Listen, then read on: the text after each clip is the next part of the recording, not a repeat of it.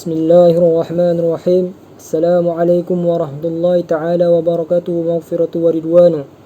Alhamdulillahilladzi amata wa ahya. Walhamdulillahil muhyil mauta. Lahul azamatu wal kibriya wal mulku wal qudratu was sana' wa huwa ala kulli syai'in qadir. Wassalatu wassalamu ala al-bashiril nadhir was siradil munir wa ala alihi athhar wa ashabihi al-akhyar amma ba'd. فيا أيها الناس اتقوا الله وأكثروا من ذكر الموت فإنه يمحص الذنوب واستعدوا له لعلكم تفلحون. Marilah kita sentiasa bertakwa kepada Allah dengan sebenar-benar takwa. Bukan cuma takwa yang hanya diucapkan di dalam bibir, melainkan takwa yang dinyatakan di dalam ucapan dan perbuatan sehari-hari, iaitu segala ucapan dan perbuatan kita selalu berpegang dan berlandaskan apa yang telah disyariatkan oleh Allah melalui agama yang lurus, ialah agama Islam. Kerana sesungguhnya agama yang diradai Allah hanyalah agama Islam.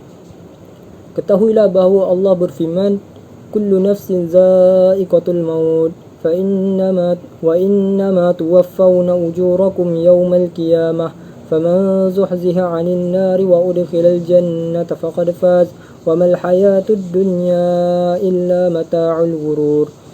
Tiap-tiap yang berjiwa akan merasakan mati, dan sesungguhnya pada hari kiamat sajalah disempurnakan pahalanya. Barang siapa dijauhkan dari neraka dan dimasukkan ke dalam syurga, maka sesungguhnya ia telah beruntung. Kehidupan di dunia itu tidak lain hanyalah kesenangan yang memperdayakan. Ayat tersebut memberitahu bahawa setiap makhluk yang bernyawa pasti akan merasakan kematian. Selain itu, setiap perbuatan akan diberi balasan, dan setiap orang yang menerima balasan baik iaitu syurga, atau balasan yang buruk iaitu neraka.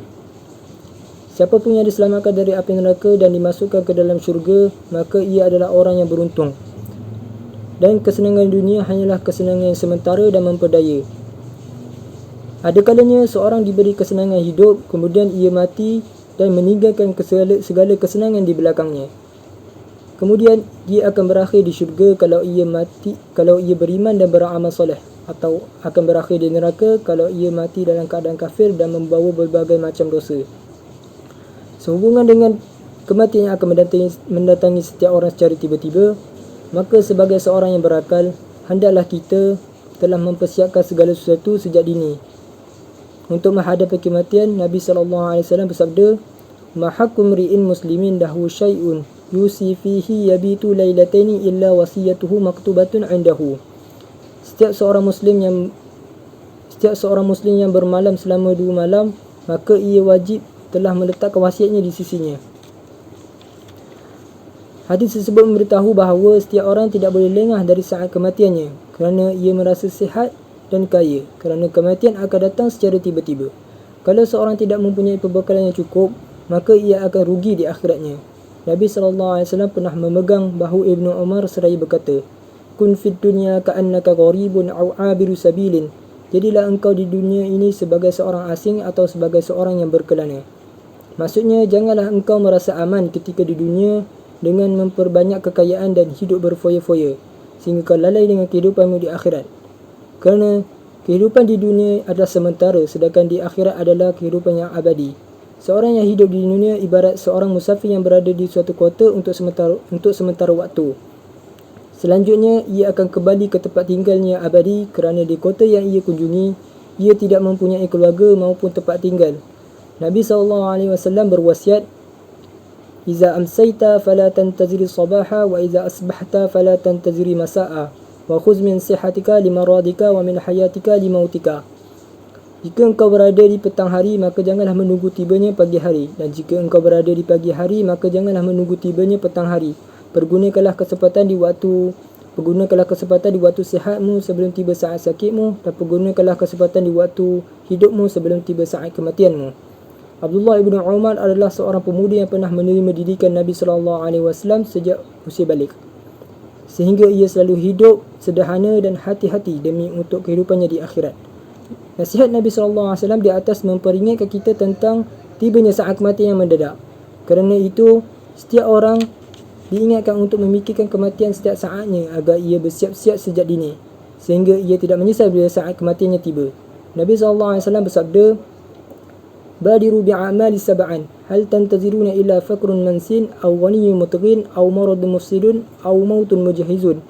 أو الدجال فشر غائب ينتظر أو الساعة والساعة أدحى وأمر. Kerjakanlah segera berbagai amal kebajikan sebelum tibanya 7 perkara: kemiskinan, kesewenang-wenangan, sakit, lanjut usia, kematian, dajjal, kesulitan dan hari kiamat. Adapun hari kiamat adalah kesulitan yang sangat pahit. Maksud hadis tersebut adalah setiap mukmin dianjurkan segera memperbanyak amal-amal kebajikan sebelum tibanya 7 kesulitan tersebut. Selain itu, Nabi SAW juga bersabda, "Aksiru min zikri hadimil ladzati wa huwal maut." Perbanyakkanlah mengingat pelenyap segala kelazatan. Maksud hadis tersebut adalah setiap mukmin dianjurkan selalu mengingat tibanya saat kematian dengan memperbanyak dan mempersegera berbagai amal kebajikan serta bertaubat dari berbagai dosa, kerana kematian adalah pelenyap segala kelazatan. Ketahuilah bahawa Allah menyuruh kita mempersiapkan perbekalan untuk hari kemudian, seperti yang disebutkan dalam firman Allah berikut, "Watazawwadu fa inna khairaz zadit taqwa." Sesungguhnya dan berbekallah, sesungguhnya sebaik-baik perbekalan adalah takwa. Sesungguhnya perbekalan sangat diperlukan oleh setiap musafir, baik ketika ia berpergian ke tanah suci ataupun ke tempat lain, kerana kita akan menempuh perjalanan ke kampung akhirat. Maka kita dianjurkan mengadakan perbekalan untuk berbagai amal kebajikan yang dapat menyelamatkan kita dari siksa neraka dan dapat masukkan kita ke dalam syurga.